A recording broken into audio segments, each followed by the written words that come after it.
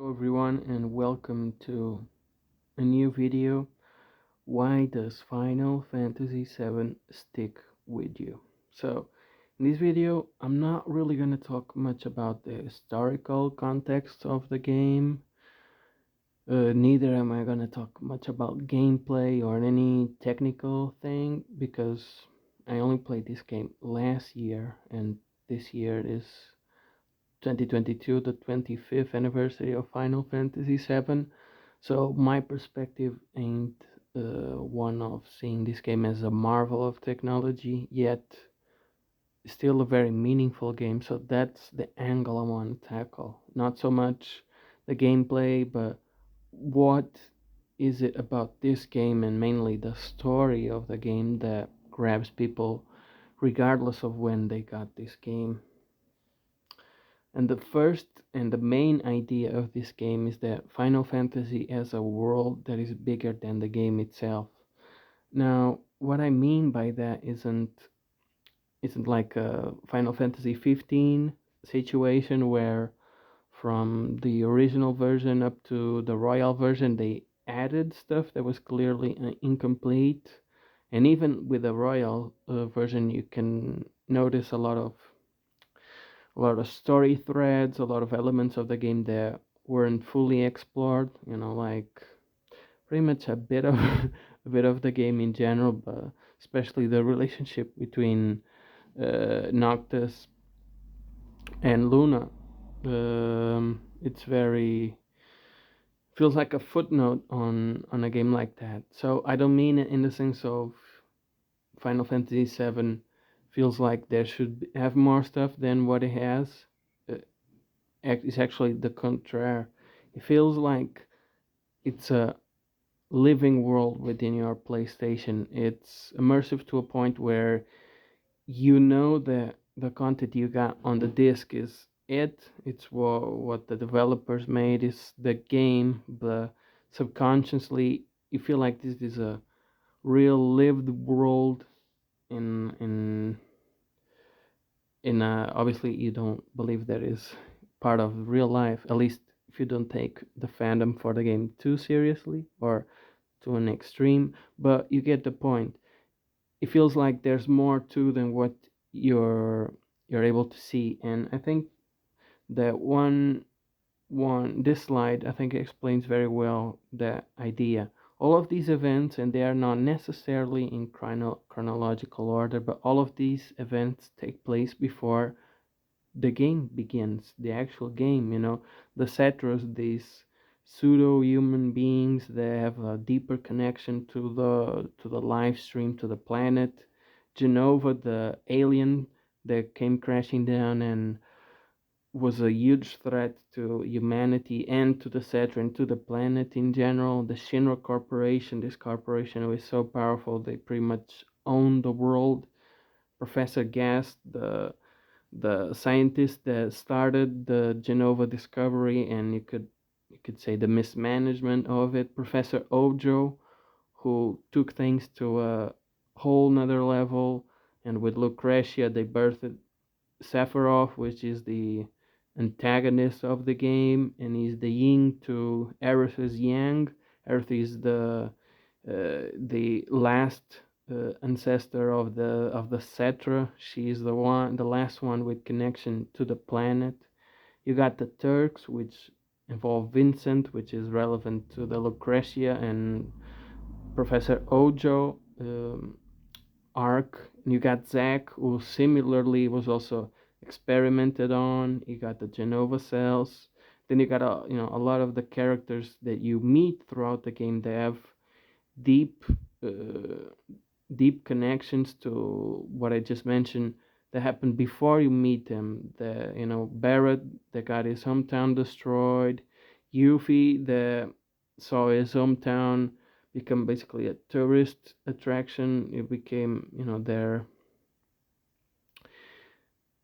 Wutai was a shell of his former self, basically. Sid, who saw his dreams crushed by Shinra. Kate Sith, who works for Shinra, is Reeve, but he's opposed to the company's ways. Then you got obviously the formation of Avalanche, who supposedly, at least it's how it's shown in the original game, is opposing uh, Shinra, then you understand there's more to it. The main character Cloud, he's also got a very deep backstory with him wanting to be a soldier but not cutting it, and hiding his true self, then getting experimented on. Also with Zack getting the Genova cells, his relationship with Tifa, and obviously it all came crashing down at the Nibelheim incident where Sephiroth learned a bit of his origins, and he just destroyed the whole town, and he set all of the events that led to the beginning of the game. So as you can tell, there's a lot of backstory already happened when the game starts, and you don't get this information fed to you at the beginning. You get to uncover this as it goes along, and some of it is optional, some of it you might not come across. So just this slide shows how much the game has beyond this initial scenario. And the game, not only do you uncover all of these historical events, but the game has a great way of escalating the scenarios and what is at stake. At first, you start in Midgar, this futuristic, high tech city that is, the epicenter of the world, you could say, and you're basically a mercenary for hire. You're employed by Barrett, and your goal is to defeat Shinra. Why? Because they are threatening the planet. Now, the fate of the planet might seem like high stakes, but at first it's not introduced as something that is directly uh, on your hands to, you're not the responsible for the fate of the world. It's treated like in our real world pollution is. Will there be consequences? Yes, but can we measure at the moment when they'll come? Is it something imminent? No, obviously, depends on each person, each person's awareness and conscious of the issue. But the fate of the world at the beginning of the game is presented like this. It's not imminent. You're basically just doing the job. You're just doing the job that Barrett got you so you can get the money. You're pretty detached from the stakes. You just want to get the job done. So your goal is to uh, blow up the reactors, and eventually then you gotta save Aerith, and you gotta kill President Shinra. But that job is taken care for you, and a new threat, even beyond Shinra, is shown, which is Sephiroth. So here's the first example of the game escalating. You got now access to the overworld, and you got a new threat. Usually, you got a big evil, and that's the it's what guides you through the game. But this legendary warrior that you're gonna have to defeat. But again, as you go through the story, the game escalates the situation.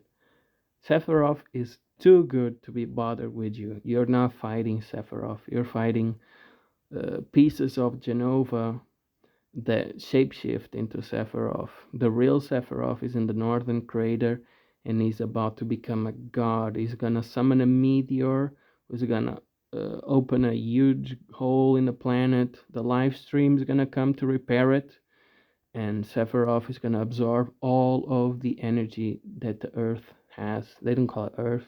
Well, they call it a planet, then I guess they call it Gaia, but throughout the game they call it planet. So you feel like, okay, you got the idea of the threat. It's to defeat Sephiroth, and then the game escalates again, and the fate, you're at the mercy of the planet. It's not, you can defeat Sephiroth, but he summoned meteor, so you gotta hope that Holy is able to save the Earth, is able to crush the meteor, is able to save itself. And again, the game makes it so that there's an entity that is always more powerful than you, something that is beyond your current understanding. The planet might be saved, but humanity might not. There's that doubt until the end of the game, and the game, the ending is not super conclusive. So until we got further sequels and expansions on the story, it was a bit nebulous if humanity was spared or not. But basically, all you could do was pray that humanity was going to be saved. You could do your best and help out by defeating Sephiroth, but there was something beyond you. So this is something that the game does very well. They always escalate the situation to a point where you never feel like this heroic video game character. You always feel like uh, you're in a way caught in the situation, and you can do your best, but there are things that are just out of your control. And then another thing that is great about the game are the characters. At this time, there was no voice acting. There weren't that many cutscenes. It was a lot of text. Yet these characters are pretty deep and charming, and they're not as straightforward as some other bland characters might be. Who is the real orchestrator of these events? Is it Genova? Is it Sephiroth? Is it Ojo to blame? Is it Shinra to blame? The characters, on the good side, you could say, they're also flawed. Barrett, he's basically a terrorist, activist, but with very lethal ways of going about things. Sid is, you could say, is relatively abusive. Kate Sith is basically like a spy. He's a double agent in a way. He kidnaps Marlene. He does a lot of.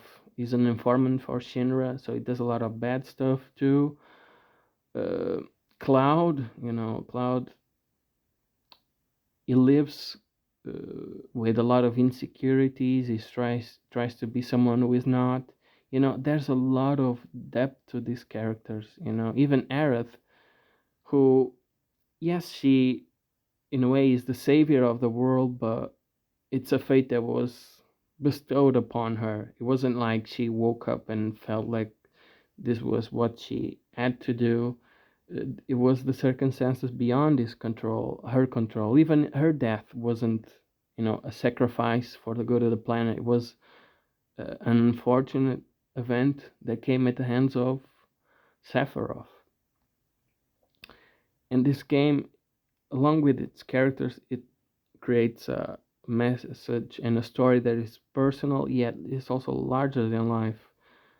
Cloud says in his speech, the near the end of the game, that it tells for the characters to find something that is personal to them, something that is unique to them, that they are fighting for. Not just the planet, but what are they fighting for? And the game has a lot of those parallels. The final fight with Sephiroth, you fight this larger than life mutation, this creature that summons, supernova, the whole animation, it's something completely ridiculous. He destroys the solar system with an attack. Yet after that, Cloud has to defeat Sephiroth in his mind. It's literally, sorry, it's literally a conflict that is mental, that is even cellular with the Genova cells. It's within Cloud, yet is also a matter of the life of the planet. Aerith too, as I explained, she didn't want this to necessarily happen or to be her fate.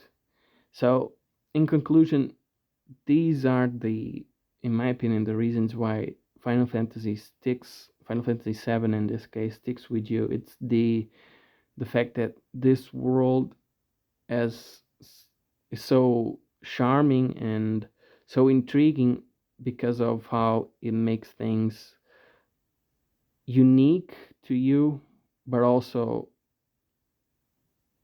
larger than life, as I said. Maybe it's not the best way to close a video, but hey, these are the ideas that I had, and this is how significant the game is for me. And I think that the remake has a great premise of wanting to change things to a certain extent, because this game makes people feel like they can change things, that they can have an effect.